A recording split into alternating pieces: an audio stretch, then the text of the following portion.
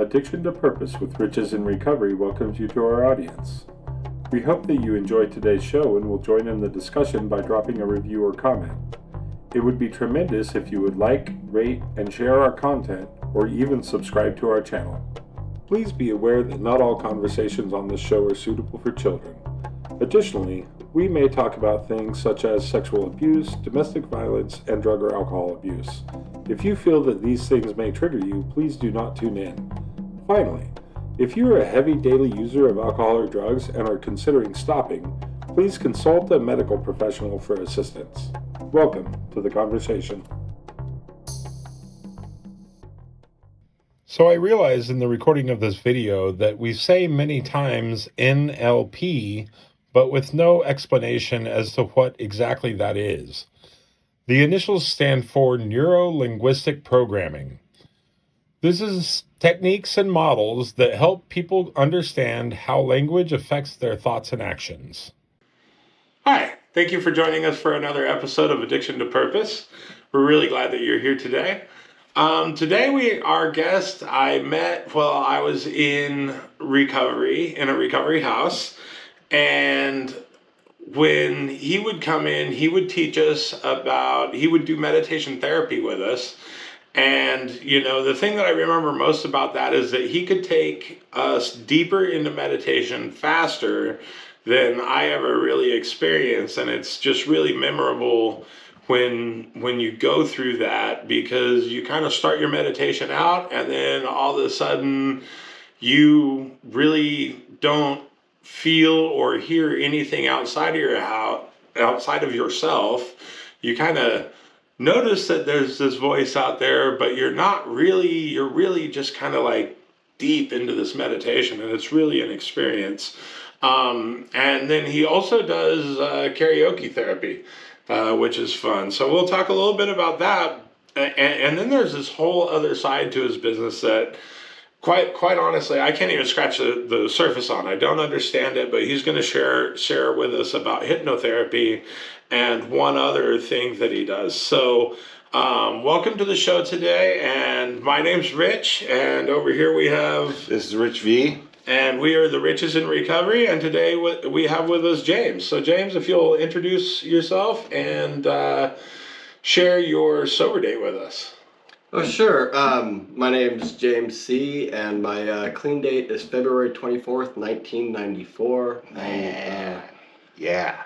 I've been honored and blessed from the point that I found 12 steps that I've never had to go back out and get loaded. That's awesome. That's awesome. And I mentioned to you that we have our little grateful wall going behind us. So what is it that you're grateful for today? In this moment, I was thinking I am healthy. I have a healthy body, and I have an open, loving heart, which is a big deal to me. Love it. I'm really grateful for that in this moment. Right on. We'll put that up later on. Appreciate that. That's cool. Like that one.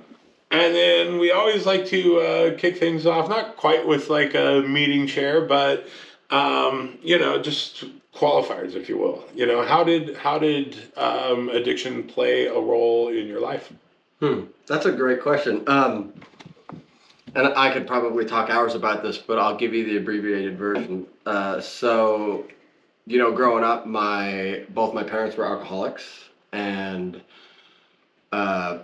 everybody in my family ended up becoming addicts. And so what I can tell you about growing up is I grew up in a family with a lot of chaos, a lot of screaming, a lot of yelling. My father wasn't around much because he was in the Navy, and when he was around, there was very little connection. But both my parents drank, a lot of chaos. So everybody, at that point, that's all I knew was like people who were alcoholics or addicts growing up. Like a lot of us. Yeah, and family disease. Yeah, and in a home like mine, especially as I got to be older, the police were there quite often. It was one of those homes that everybody in the neighborhood knew that my mom was an alcoholic, and that that you got the look of shame and pity from the neighbors that, oh, you're one of those people.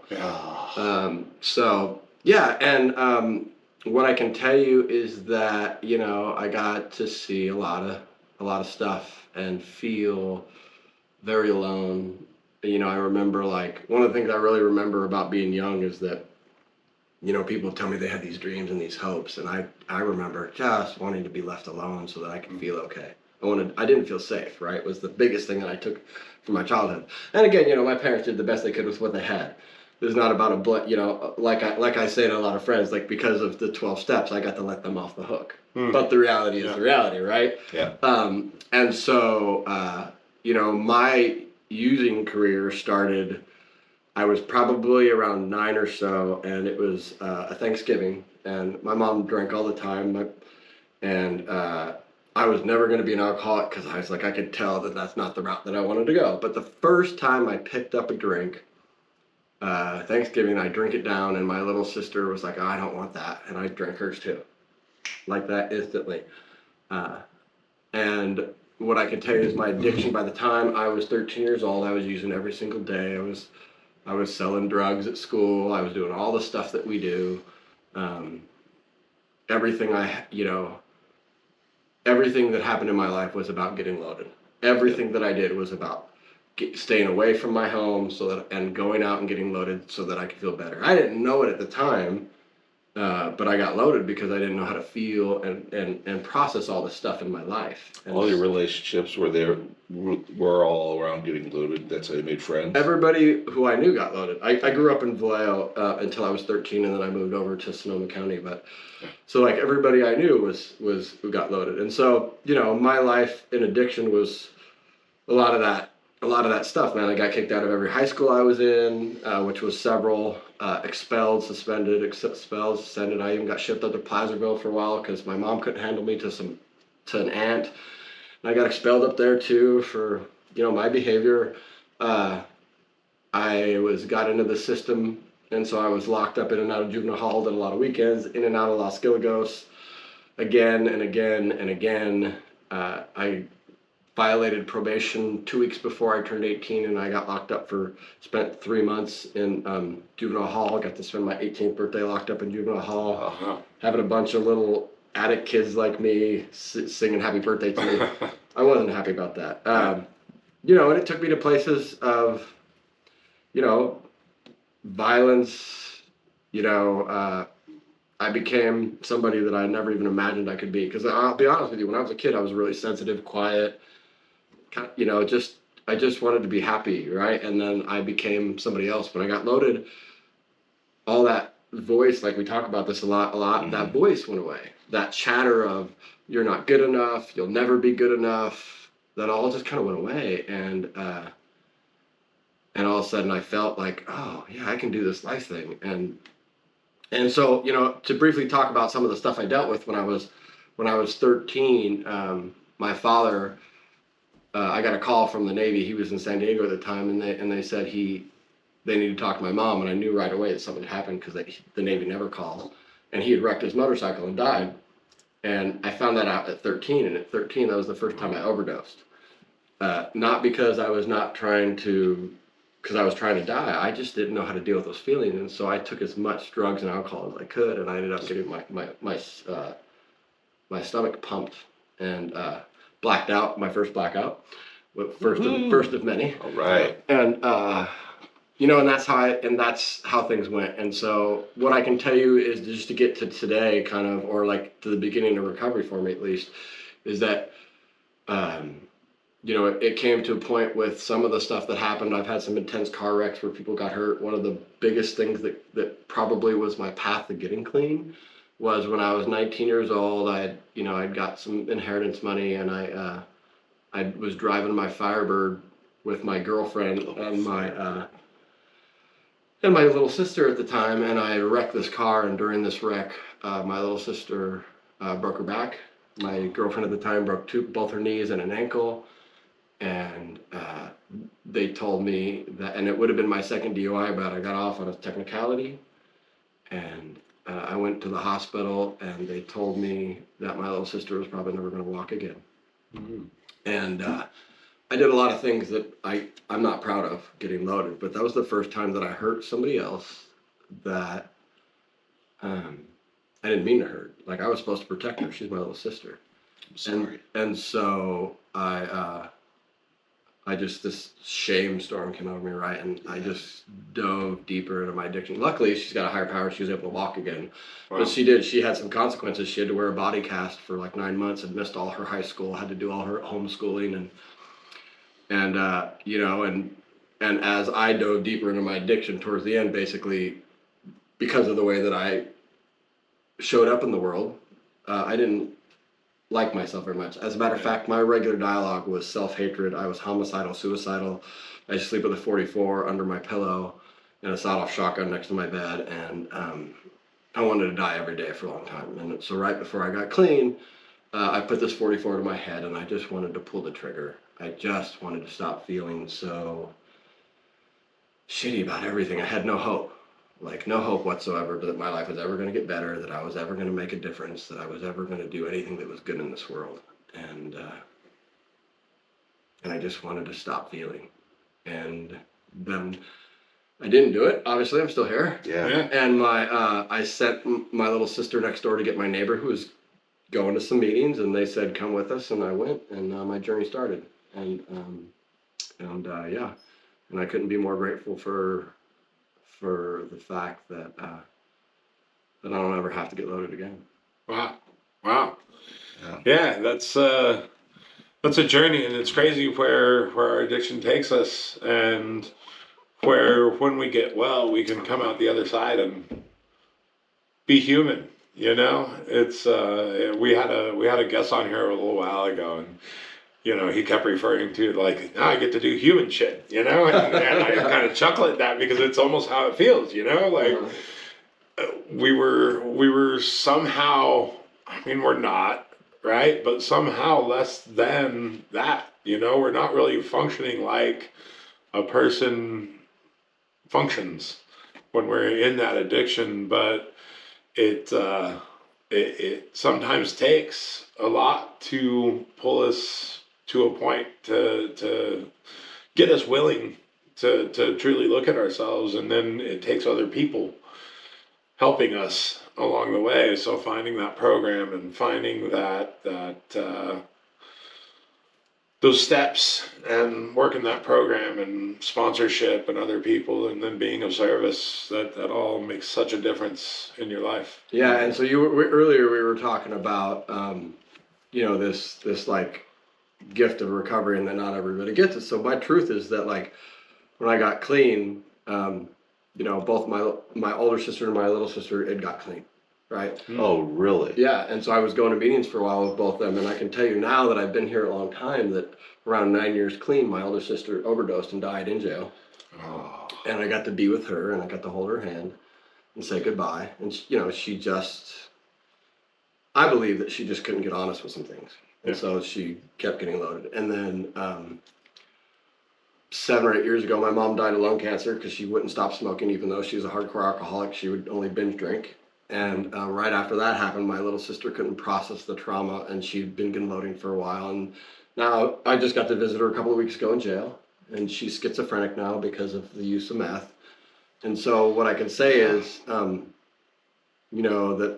that I'm here today is a miracle, because everybody in my family is dead except my little sister, and she's not functioning as a member of society, right? Yeah. Because of, she chose to get loaded, but she didn't chose to be a schizophrenic, right? And so now she's got this other stuff to deal with. And so, like, the fact that I get to participate in life at the level that I do is humbling and amazing. Yeah. The destructive path that addiction leaves is just amazing. Your folks being addicts, alcoholics, and then their destructive path that they left with their kids, and how it mushrooms out so much is just amazing. And you don't get to walk away from it very often. Yeah. One out of how many people get to get sober, and stay sober? Very few. And the path just mushrooms out, and it's just brutal what addiction can do. Not just to a family, but also people that are, friends of the family, and blah, blah, blah, blah, blah. And for you to be standing here 30 years sober, I mean, that's 30 years clean, sober, whatever you want to call it, that's amazing. You know, it's amazing. And the amount of knowledge and the depth of feeling in your heart that you've been able to go ahead and obtain from all this other damage that's happened in your life, and being able to fill your heart with that knowledge, but still having God there with you and being able to pass on your knowledge and love to others. It's amazing. Yeah, you could call it damage, or you could call it opportunity for growth. Yeah. Yeah. Miraculous is the right word for it, for sure. It's just amazing, man. It's fantastic. It's really cool to be able to have all of that, carry all of that, and be able to go ahead and have so much love for others. Doesn't get much better than that, man. Good for you. Good for you. So, thanks so much for sharing that with us. It's always inspiring to hear somebody's tale and get some of that recovery. I mean, I have lots of stories, but I don't want to go down that. Obviously, lots of stories, man. We would be here. How long is the show going to be for? Everyone get a pillow. Right? Yeah, we'd have to split it into a bunch of different episodes, cover the rest of the year with James. James, you're rocking it, man. But yeah, I do want to cover some other stuff with you. And the first thing, I mean, I've got to be quite honest with you. Outside of like the swirly screen that you see on like maybe the Twilight Zone and somebody clucking like a chicken at the fair, I really don't understand hypnotism very well. But you know, you work in hypnotherapy, and I would really love to get the lowdown from you. You know, what are you doing there? What's the practice about? If that's what you want to feel like talking about, if something else is really getting at you that you'd rather discuss, then go for that. Well, we'll talk about that a little bit, for sure. So hypnotherapy. So I'm a hypnotherapist and an NLP coach, and working together with those is really how you get the benefits, right? And so you've experienced some things and heard some things, right? And so there's a difference between, you know, the guy who does hypnosis on stage and medical hypnosis, right? The thing about medical hypnosis is you have to be able to measure a change. If you can't measure it, it's pointless in doing it, right? So like you can measure, was I able to change the behavior where I ate less Big Macs, or I ate healthier food, or I drank more water? It's got to be measurable, right? So like, you can do calorie intake. You can measure that, right? So if you do hypnotherapy around that, right, you have to be able to measure it to know that it's working, right? So you could, you know, somebody who's going up on stage and doing that, that's something where when the hypnosis who does stage hypnosis, they pick people that they think are going to be susceptible. They do a few tests to see how suggestible they are, right? Okay. So here's the thing about it. You cannot be hypnotized unless you want to be hypnotized. Mm-hmm. And one of the big things about it, people always think, well, you know, if you're too smart, you can't be hypnotized, which is actually quite the opposite, because the smarter you are, the more likely you can be hypnotized, because you're smart enough to pay attention and follow directions, right? Somebody who has, the people who can't be hypnotized have usually a really low IQ, like somebody who's at that level, right? Or they're one of the people that are, you know, they just don't want to be hypnotized, right? And that's typically what happens, right? It's like, I'm just not going to do it no matter what. But if you're willing to be hypnotized with a coach, with a hypnotherapist, you can start to work on these things. But it's like having a coach, right? You're like the star athlete, and I'm the coach. If you're not willing to follow the suggestions and start to imagine things and try to be in the process, you're not going to be hypnotized, right? Mm-hmm. And as a matter of fact, we're all hypnotized all the time. So listen to this. Okay, so I believe you. Think about this. Think about watching your favorite TV show or your favorite movie. Oh, yeah. So when you really drop in, if it's a movie you don't like, you're not into it, you don't want to watch it, nothing's going to happen. But if you're watching this movie, and you're watching this movie, and it's like something really emotional happens, you start to cry. Do you not? Oh, yeah. Right?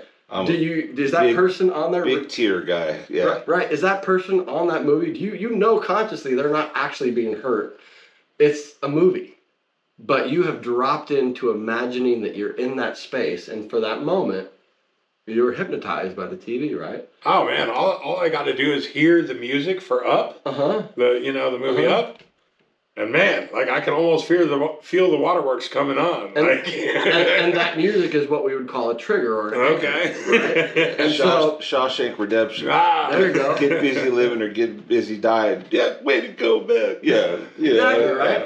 So what happens is if you use your imagination to follow your coach in going into this place, you're able to get into the subconscious and start to place suggestions that you want there, right? Like if it's I want to quit smoking, or I want to, I want to do things that make me feel healthier, like drink more water, or I want to exercise more, whatever it is you work on with your coach ahead of time, right?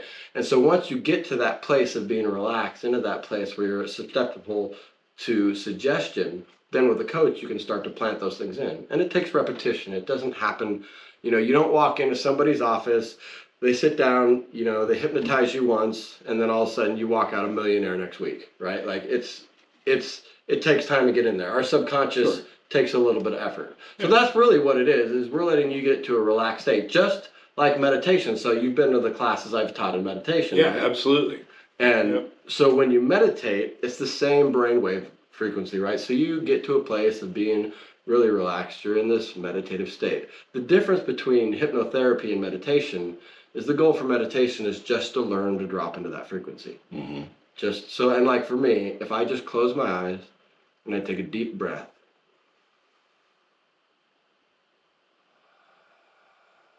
my brain frequency is already dropped in, right? Because I've been meditating a long time. And so as you do hypnotherapy, you do the same thing. You just rehearse dropping into that space. And the difference between meditating and hypnotherapy is we're working on a goal, right? We're doing it for a purpose. We want to help you change what you want to change, right? I want to be more confident in front of people. I want to, whatever your goal is, right? So we specifically work on things that can be measured once you're in that space. Meditation is practicing being in that space so that you can be, for me at least, why I loved it when I started meditating was being less triggered, right? Because I was always on edge when I got clean. Without the drugs and early recovery, I was always on edge. I was always had anxiety, and everything was uncomfortable. I used to smoke 2.5 packs of cigarettes a day when I got clean, and I quit smoking in early recovery, and I didn't know what to do with my hands. And somebody said, try meditation. And they said, listen to this CD. That's how long ago it was. And the CD of waves. And they said, just practice breathing in everything that you think some universal power would want to give you. And then breathe out, let whatever that is take care of it for you. And within like 5 minutes, I felt better. And I fell in love with meditation. And so because I've worked with hypnotherapists and NLP coaches and stuff like that, I started getting really interested. I said, hey, I could do this. I like this. And so,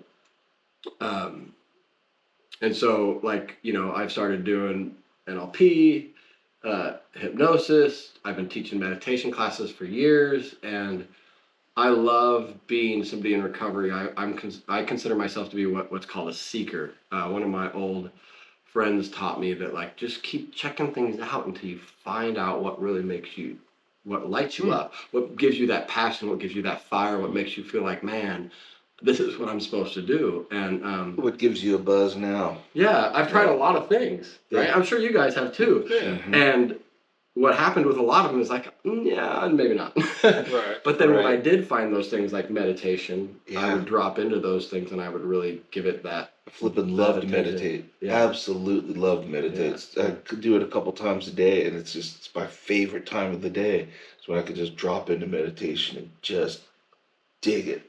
It feels so good because it really helps with pain Mm-hmm. when you can go ahead and meditate and just mellow out the pain Mm-hmm. and just it's my favorite parts of the day. Yeah. Yeah. Just do that. Yeah. Absolutely. I've done a lot of meditation classes, and guys would meditate with me and they'd be like, oh, my headache's gone. Or, Yeah. I've heard that all the time. Yeah. And I will stress that I'm a coach, right? So I'm not a therapist.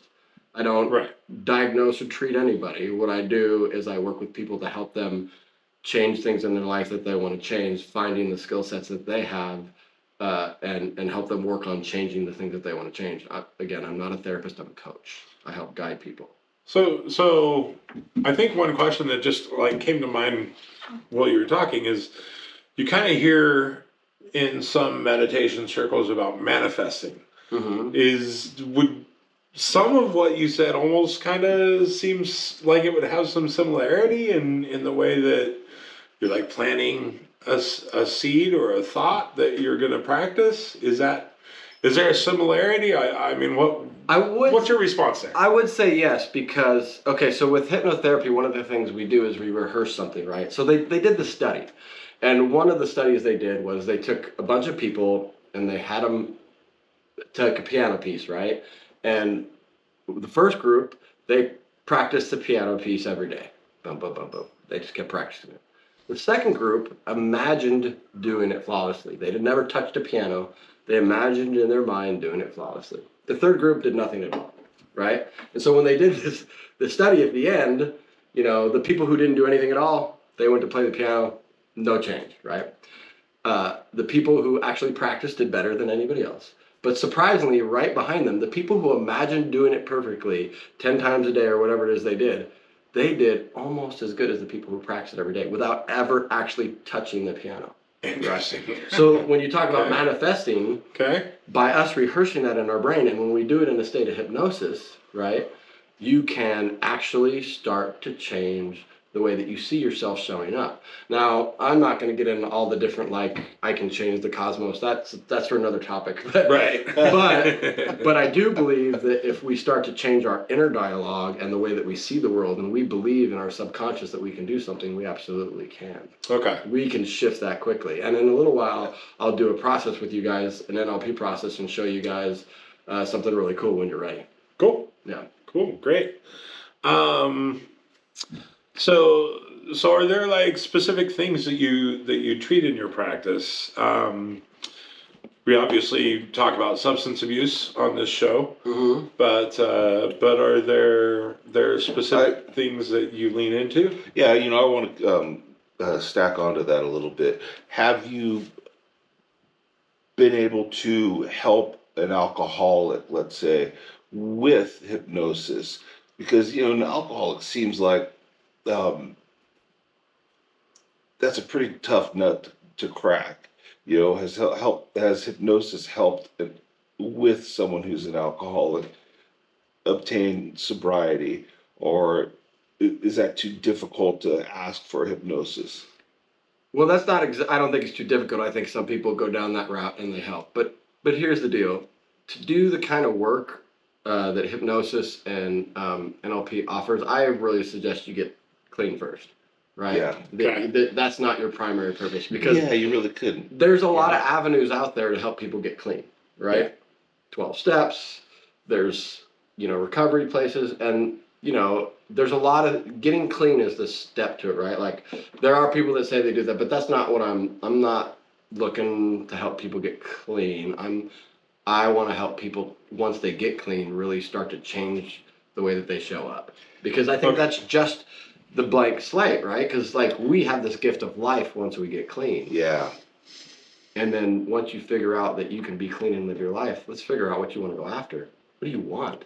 Yeah. What do you want to see happen? Do you want to have a healthy relationship? Do you want to show up, with your kids better? You can do that in a lot of avenues, but a lot of people that do hypnotherapy and stuff like that is about, I want to quit smoking, or, and that takes a lot of repetition. I want to lose weight. I want to have stress relief. Those are the most common things that people just get into hypnosis for, right? Mm-hmm. And then you do the NLP to change your thinking around things. So I think this would be a good opportunity to try this. So in NLP, we have we talk about, we all process information, right? And so some people, we all process the same information, but some people are more visual, right? You actually, if you slow down, you'll see that you see pictures of things, right? And we'll get into that.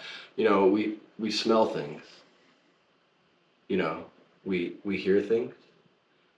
We feel things kinesthetically, right? And so we use those in NLP to help you change the way you see things. So how about I do this, and I want you to follow along too. Okay. So, I got so you. this is called a submo swap, submodalities. All those things I talked about: sight, hearing, smell, taste, touch. Those are all modalities. And a submodality of that would be, how smooth did it feel? Does that make sense? Sure. Okay, so what I want you to do, and this is not for major trauma, although NLP has a lot of trauma processes, but what I want you to do is think about something that irritates you.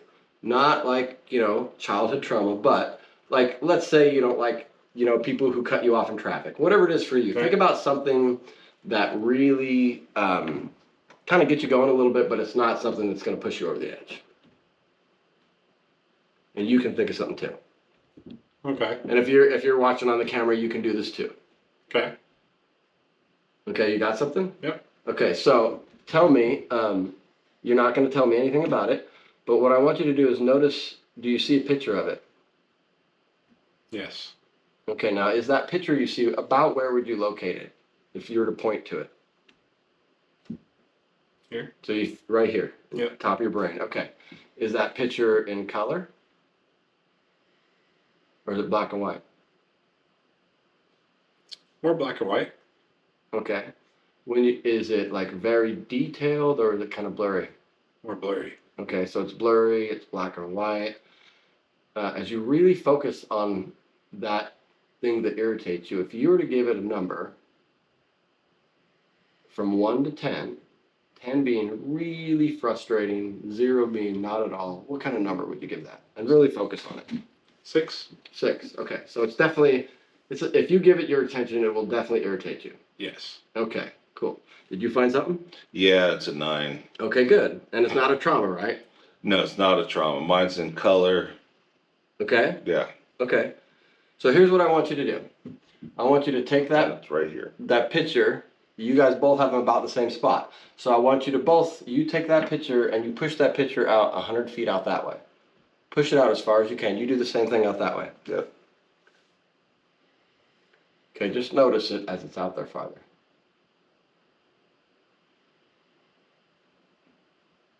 Now push it 200 feet away from you. If it was color for you, turn it to black and white.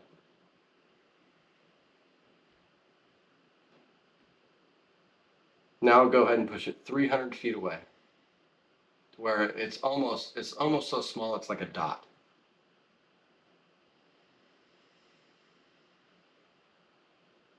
Now, make sure it's as small as a dust of sand, a grain of sand. As you see it out there, and you see you're focusing on it, and you notice it's way out there. How does that feel to you right now? Does it feel different? Definitely.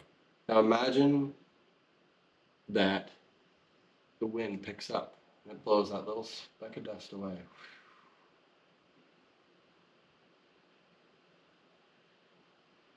Now come back and give me your attention here. Tell me, what's the second to last number of your phone number?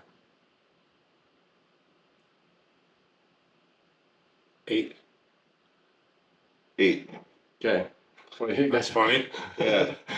That's what we call a break state, because you were just focusing on something and we want to bring you back to being here to let that go. Okay. Okay, so we're coming back to the present. They call it break state. You can do it with really intense trauma, but it just helps you to get out of that state you're in before. Bring you back grounded to here. Okay. Okay. So now I want you to think about that same situation, bring it up wherever you do, and just tell me, if you were to give it a rating 1 to 10, what would it be?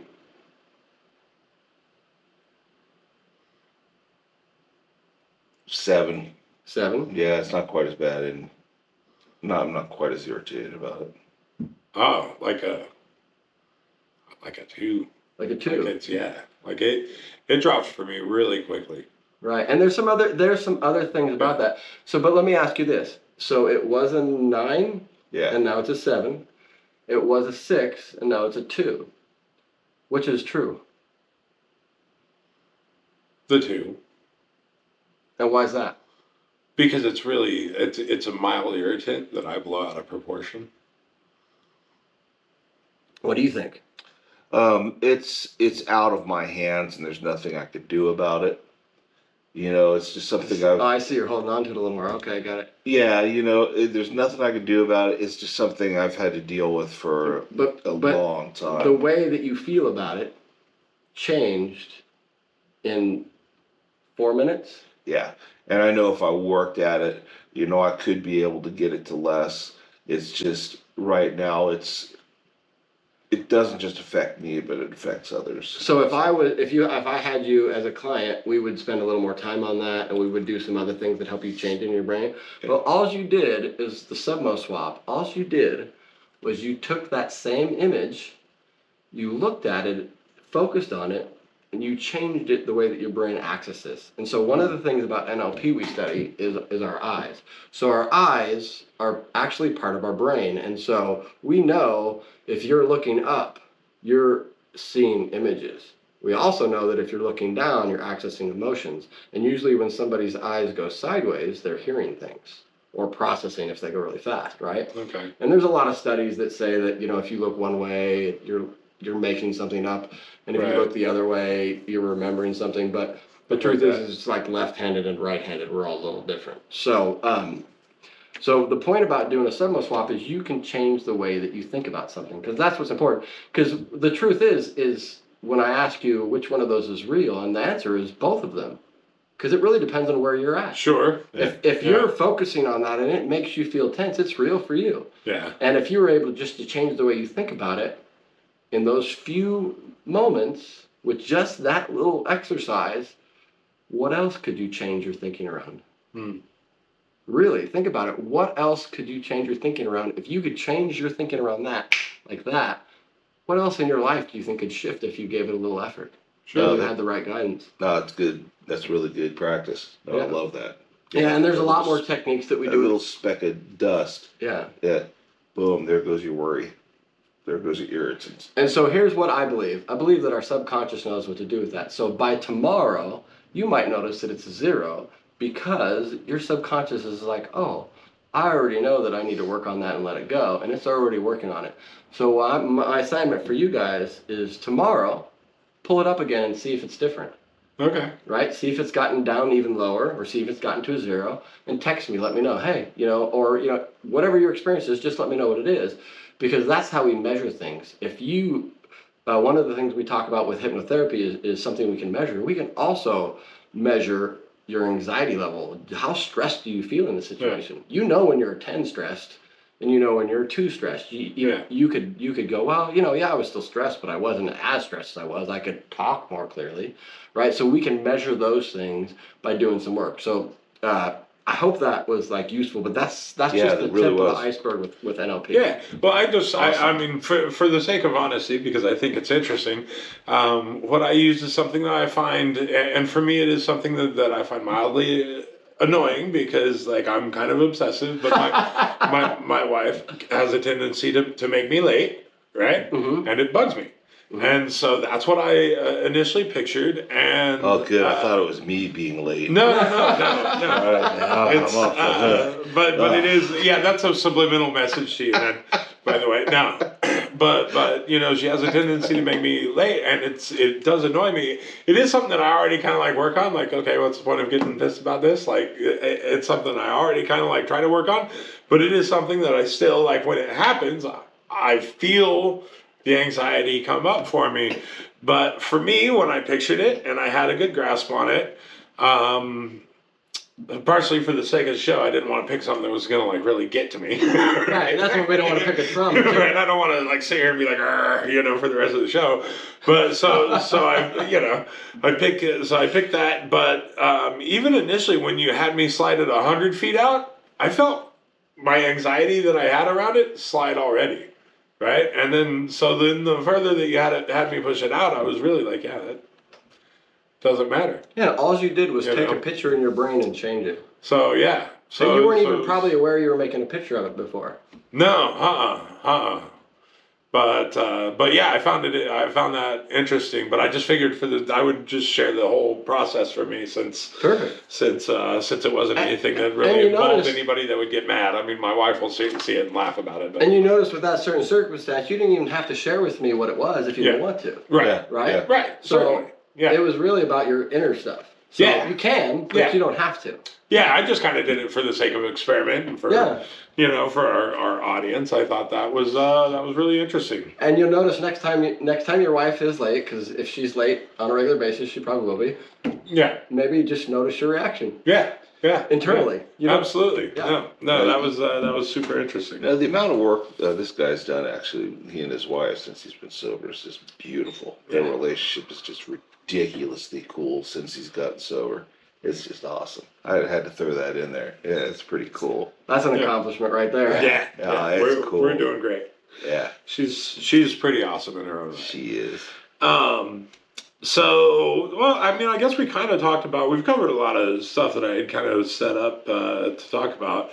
But one of my questions was about susceptibility, and you kind of answered, like, if you don't want it, you're not going to be susceptible to it. Right. And one of the So, things that's important about that, if Yeah. you have a moral belief system that lying is not okay, nobody can make you lie. You'll just simply reject it because it goes against your belief systems, right? Yeah. Like, I can't, get you relaxed and then tell you to give me your bank account number because unless you want to give your money away, Right. and then maybe it'll work. But you know what I mean? You can't go against your own belief systems, right? So I couldn't make you do that. Those people that get up on stage and like cluck like chickens, there is a part of them that want to let that part of themselves out because Right.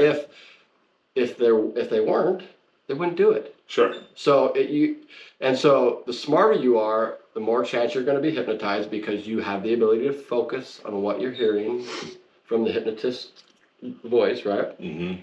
And the more that you participate and want to do your part, to imagine, to play, to be in the moment, to really feel the feeling and incorporate what they're telling you, the better success you have. And it's just like meditation. It takes practice to get to that place.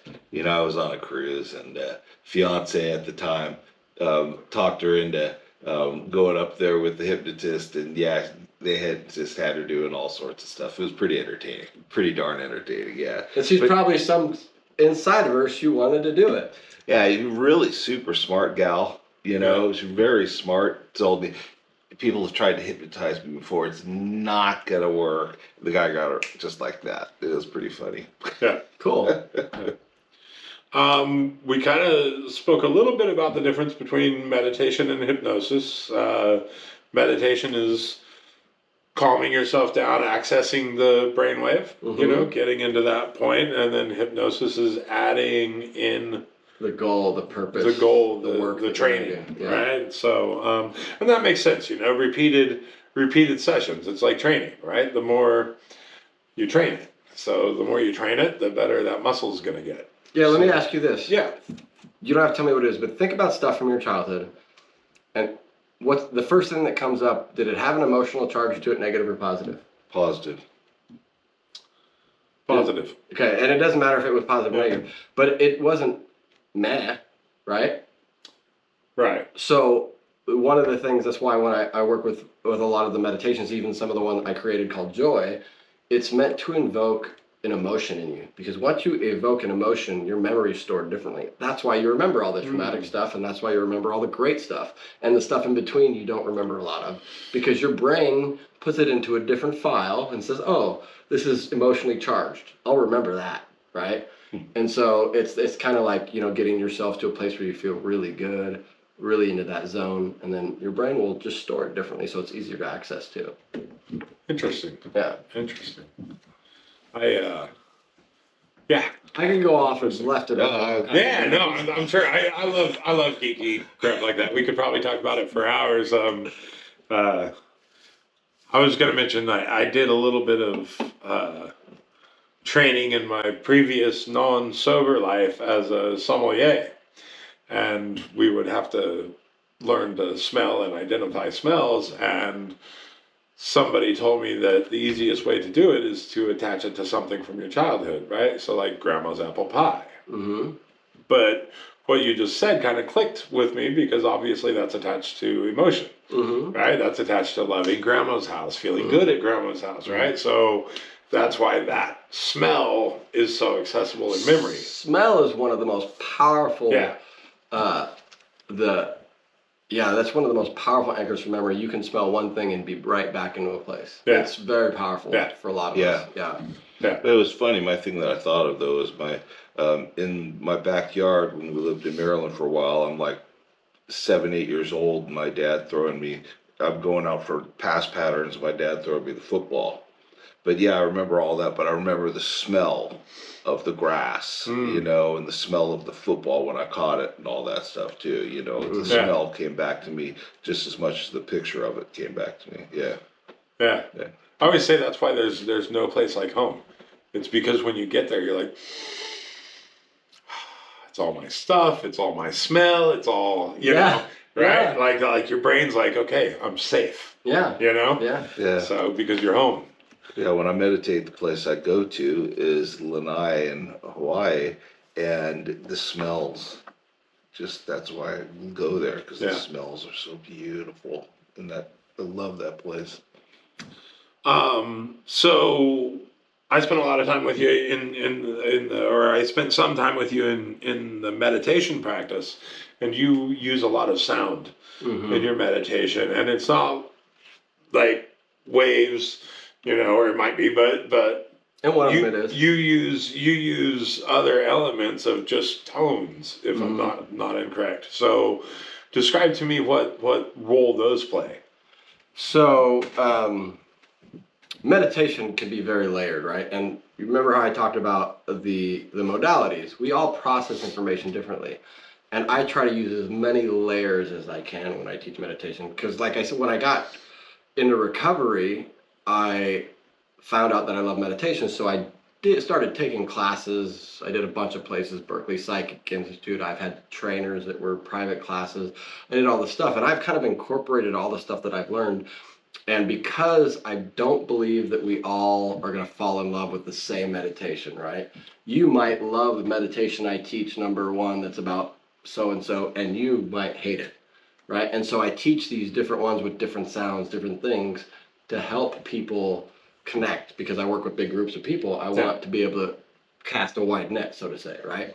And so sounds are important because not only in some of the places I teach, there's a lot of background noise, so it helps drown those out. But one of the things I've been using for decades is binaural beats and isochronic tones. And I probably talked to you about what those are before. Yeah. And so I've found that by using different sounds, it can help relax your nervous system by making it relax. Sometimes people love the sound of waves, and other people are like, no, that made me uncomfortable, right? Love it. And so like I teach a bunch of different meditations, and I use a different soundtrack in every one because it just kind of ties it together, man.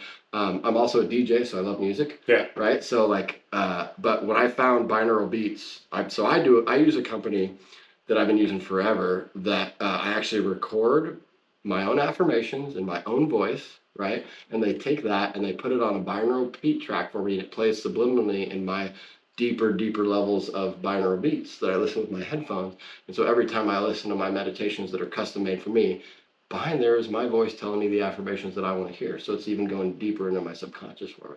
That's really cool. I use that to who am I going to trust if it's not me, right? No doubt. That's really cool. So yeah, the sound just adds another layer. I mean, some of the things I teach, you do a journey with the drum where people come in and I'll teach them because I have vast experience. I've been doing Native American ceremony for a long time and other sweat lodges. And so I do a journey with the drum where people can actually go on a journey to find what we call a spirit guide or a power animal. I use isochronic tones, which are like binaural beats, except you can do them with a speaker. I do one I created called Joy, where I take people on a journey where they get to go and experience some things that would just make them feel wonderful, right? And I do affirmations and mantras, and I try to teach people a little bit about what meditation is. One of the things that's important, not only with the sound, is that people get, they start to meditate, whether they're what people would call normies or people in recovery, and they start to think and they get irritated at themselves, and then the negative self-talk happens, right? Oh, I'm not doing it right. I'm not good enough. I'm not smart enough. I'll never be good at this. And we all have something similar like that if we give into it. But when we pick something simple as a sound to focus on, right? So use this sound. You just listen to this sound. What happens is if you learn to be loving with yourself, as your brain drifts out and starts to think about whatever it is. I'm a tasker, so I think about all I have to do, right? And so as soon as I notice that I'm thinking, whatever the thoughts are, instead of getting irritated at myself like I would have done when I started meditation, I just simply go, well, it's a win. I noticed. Everybody thinks it's okay. And then I come back to focusing on that sound, and I use that as what they call a home base nowadays. They used to call it a focal point when I started meditating, but the common terminology now is home base.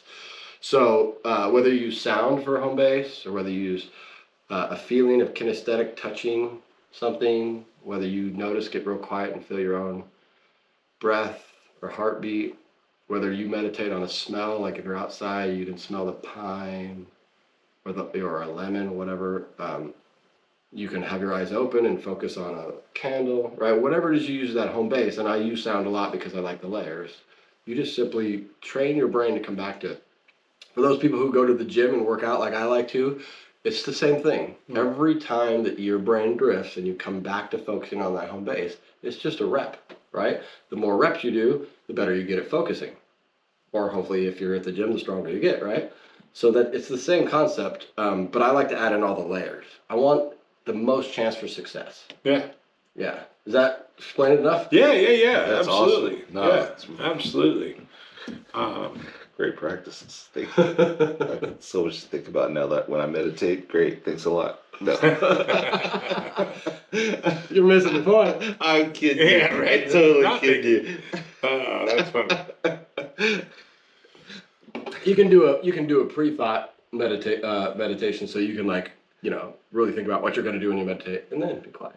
And I got it down. I get in my meditation mode real quick. Oh, good. Yeah. Good. I've got it down. It's essential, I think, for long-term recovery to learn to quiet the chatter. Cool. So James, anything else you want to say on meditation?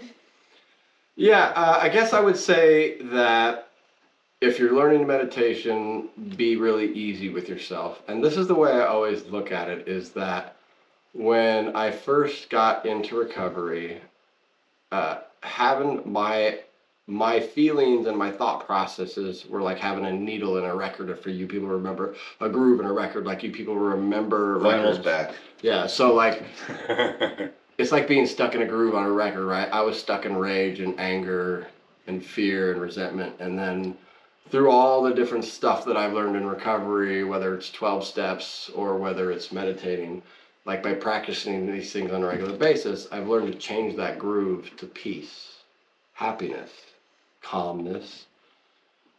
More often than not, right? I didn't become an angel. But if you practice and you're easy with yourself, if you just give yourself 10 to 15 minutes a day, every day, in the beginning of the day when you first wake up is the most powerful time. At the end of the evening is also another powerful time, or right after lunch. If you could do that 10 to 15 minutes a day, you will start to see changes over time. And if you do more, it'll get better. I have a mentor, a guy that I get to talk to a couple times a year named Azim, and he meditates 2 hours a day every day. He's a Sufi Muslim.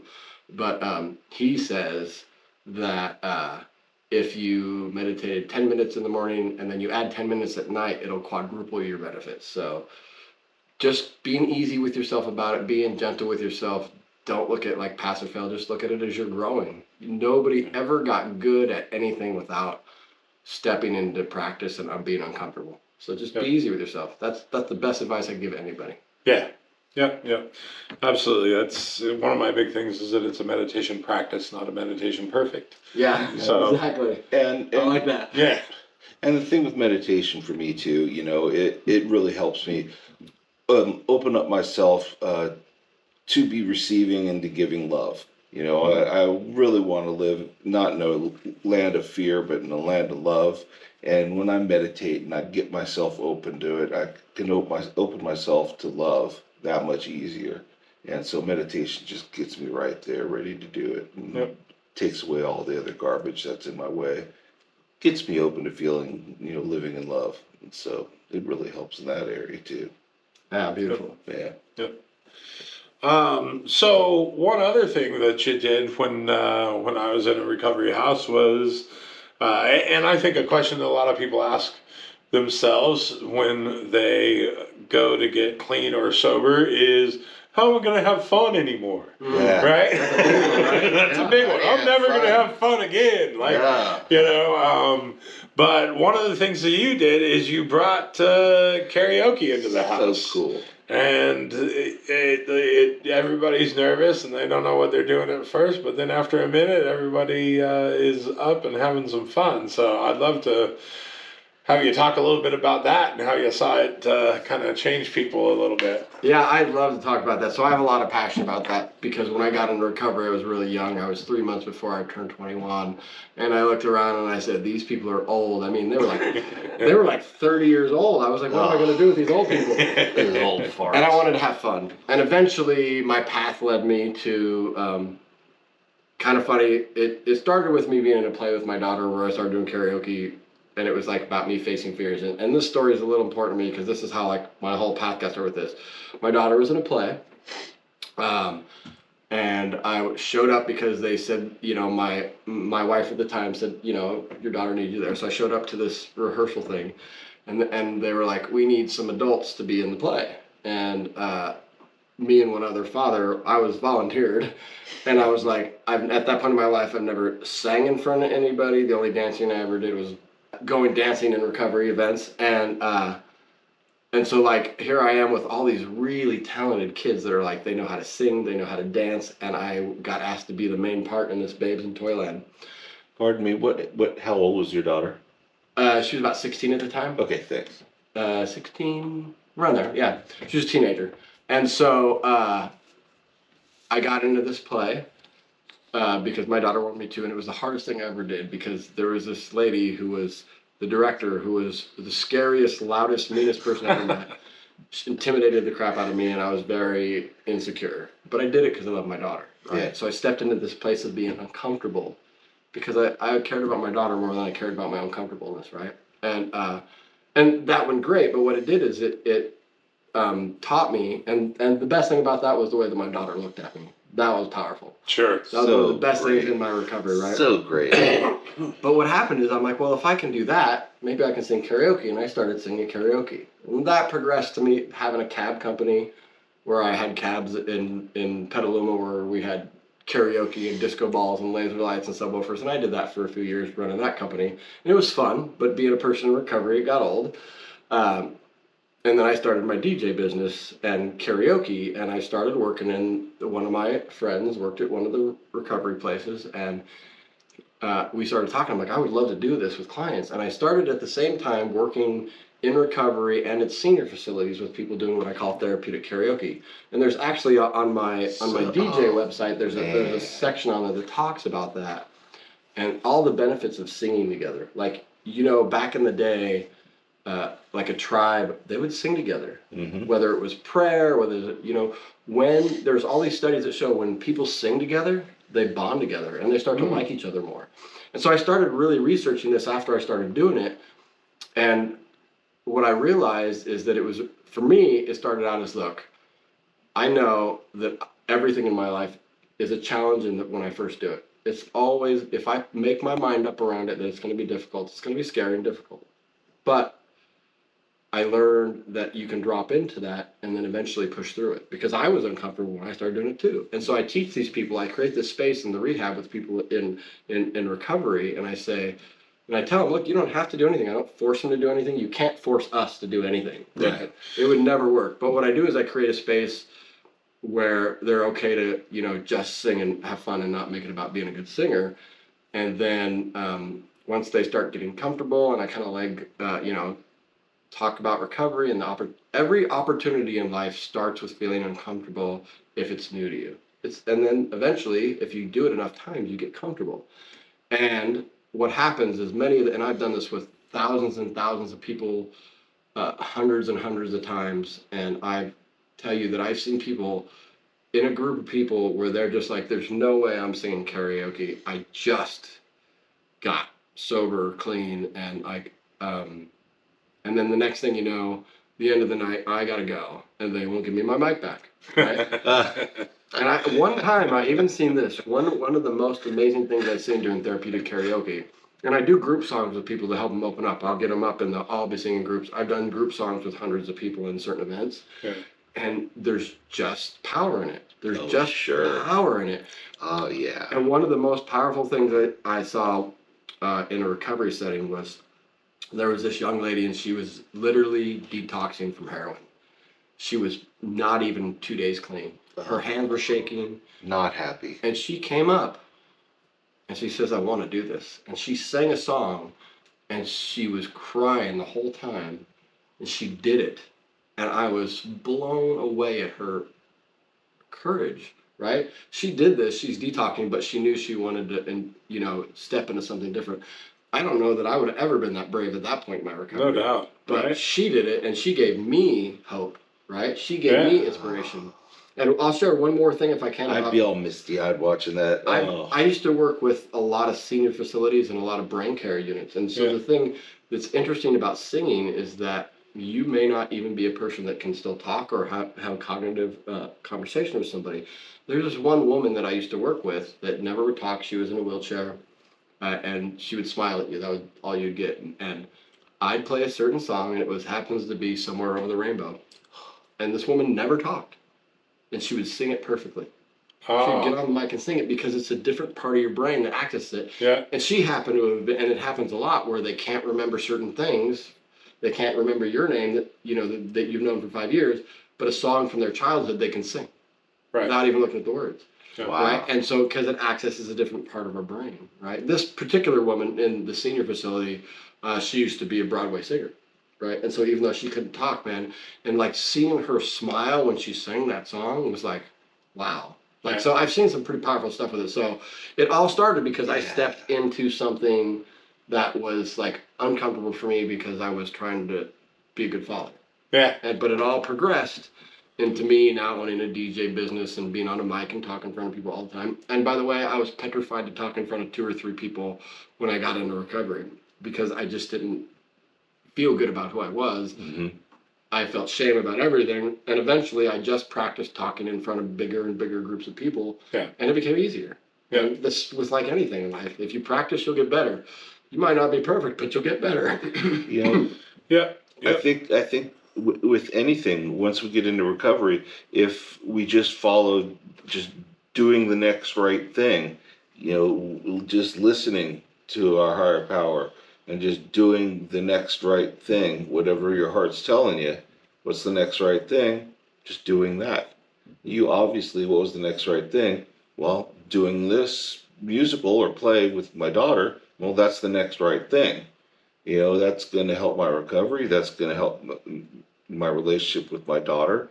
And that's going to make me I feel so much more love in my heart. And that's what we're all striving for, in recovery. And to me in life, well, that's the next right thing. And then what's the next right thing? Well, let's go ahead and try this. That feels good to my heart. Let's see, this feels going to have some more love in it. That's the next right thing. And you do the next right thing, and next thing you're helping others and making them happy. Well, obviously that was the next right thing. What else can I do? What's the next right thing on top of that? And you did that, following your heart and the messages you were getting, from your higher power or whatever you want to call it. Before you know it, you're doing something great for a lot of people. And in turn, your life is just amazing because you're helping all these people. And that's just so cool. It's just a great way to be living your life. Really cool. Thanks. Yeah. Thank you. Glad to share. And now I think about it, my daughter was actually a little younger. I think she was closer to 14. But it's hard to remember everything. But it's that age where they know more than you do. Of course, they roll their eyes. And, oh, come on! Oh my kid was pretty. Yeah, she had some moments at 13. Yeah. So the name of the show is Addiction to Recovery or Addiction to Purpose. Addiction to Purpose. And so I was looking at that earlier, Addiction to Purpose, and as I was thinking about that, so one of the things I've also done is I've done a lot of personal development seminars and stuff like that, and during one of them, I got to do an experience, and I found out by doing this deep work that I found out that my purpose in life is to uplift others, right? It's like the reason I'm here on this planet, maybe I've been through a lot of pain, maybe I've been through a lot of stuff, but I've got to help a lot of people feel uplifted, right? And like I was saying earlier, when I got into recovery, man, I felt like I was never going to do anything good, and like I'm not perfect, and I don't have everything that I want in life, and I'm failed. But you know what? I get to help a lot of people on a regular basis, and that's only because I'm in recovery. Right? Yeah. If I wasn't in recovery, none of this would be possible. Yeah, and that's awesome. Yeah, the concept behind the name of the show is kind of like I was saying, riches in recovery. The concept of having riches in recovery and us being both riches in recovery.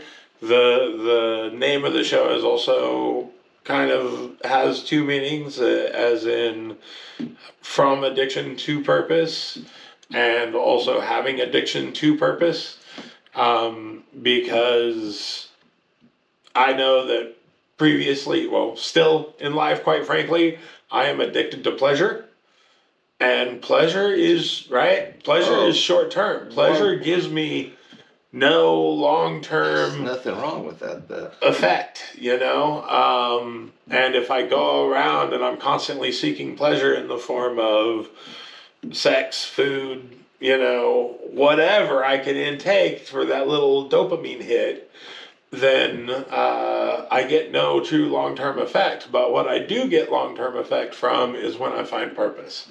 Purpose in serving others, purpose in, having a good marriage, purpose in, leading a good life in recovery, things like that. So that's why, switching my addiction from pleasure to purpose. To doing the next right thing. Yeah, exactly. So that's kind of, all kinds of things that I like to meditate on, if you will. Yeah. Great buzz. The Buddha says there's actually thousands of ways to meditate, so. Yeah. Pick one. Absolutely. Yeah. Or five. Yeah.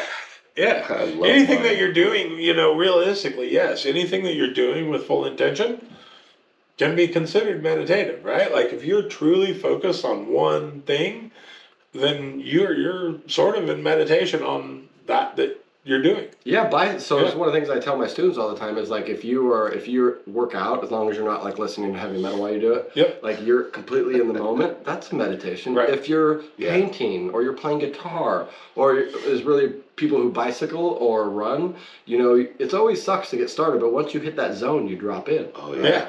One of the things I really push to is that like, not only should you meditate, we used to talk about the physical health all the time. I exercise, I eat right, I meditate, I try to take care of all those things, the whole, the hungry, angry, lonely, tired. Yeah. Like, if I physically, emotionally, spiritually, if I take care of myself, things will shift. Even if I'm struggling in the moment, it'll get better. Right. And I do struggle in the moment. It still happens. It's just not as long. Yeah. So many of us multitask, and I think, and I need to practice this myself. This is not practicing what I preaching, but so many of us multitask, and it would be better in many instances to give our brains a break, as opposed to listening to that podcast while we're exercising or driving our car. Just drive your car. Just exercise. Driving your car is a great meditation, actually. Right? As long as you don't hit anything. Yeah, but that's... Eyes open. Yeah, but if you just single task and just focus on what you're doing and be there doing it, then that can be very relaxing to the brain, My sister says she prays and meditates while she drives. Yeah. Yeah. It's very much for her. But you got to turn off the radio and, not answer your text messages and turn off the ringer on your phone and just be there. Not yell at the guy that cuts you off. Just let it be. No, she puts the Christian radio station on and the loving music. Or whatever spiritual radio station you like. There you go. Yeah, exactly. But that's what she does. And just, enjoys herself. And nothing wrong with that. That's how she starts her day and makes her feel, strong and healthy and gets her day going. That's how she does it. More power to her. Yeah. So we have a couple of last questions that we ask everybody that's on the show. The first one is, in the spirit of progress, not perfection, what is something that you're working on right now? One of the things that I'm working on right now is I'm looking deeper at the way that my inner dynamics with relationships work for me and how I show up. And what I mean is like in a lot of 12-step programs they talk about, and this is just one of the things I'm doing. I'm in the process of building a website for my NLP business. I got a lot of things going on. I'm working on picking up a few more classes that I teach. But like internally, it's like really looking at that inner childhood stuff and practicing being even more kind and loving to myself than I've ever been. Because a lot of us, when we do 12-step stuff, we look at all our part, which is important. But sometimes you need to look at the stuff that got you to where you're there so that you can love yourself fully. So it's like really, I guess the short answer to that is more self-love. More self-love, more self-acceptance, more self-passion. And just seeing the beauty that's within me and focusing on that in the most loving way. That's been my focus lately for a while, is just being easy with myself. I like that. Yeah, it's great. And then the other one is, what's the greatest gift that you've been given recently by recovery? Recently, a lot of gifts. I think the knowing that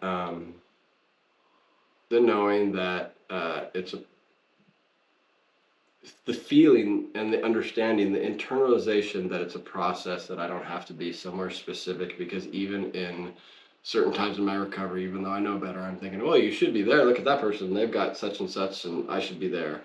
But just being like, this is where I am. This is okay. And look at and focusing on the difference that I've made and the gifts that I've made.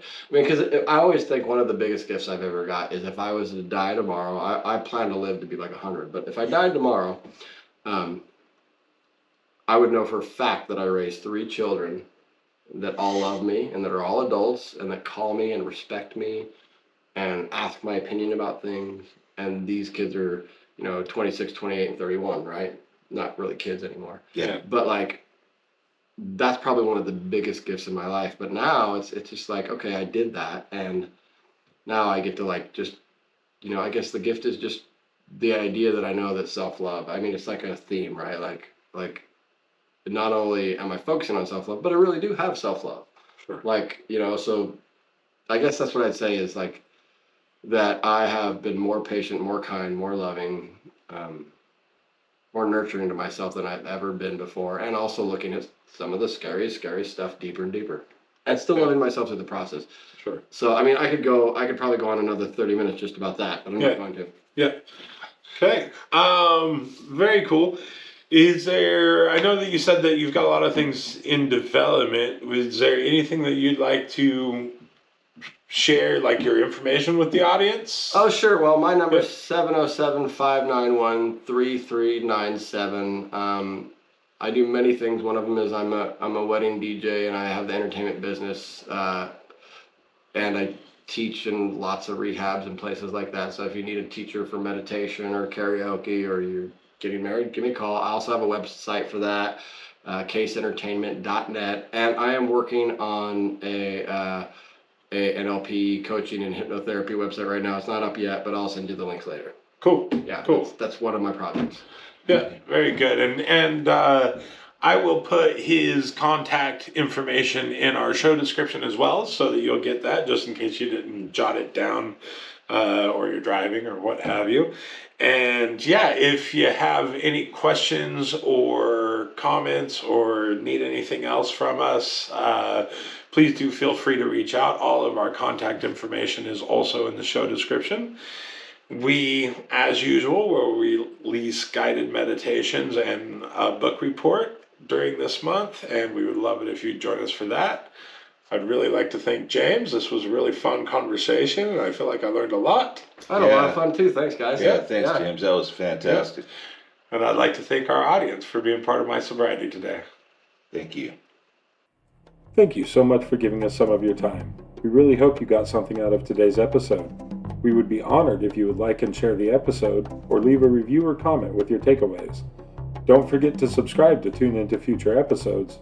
Have a great day.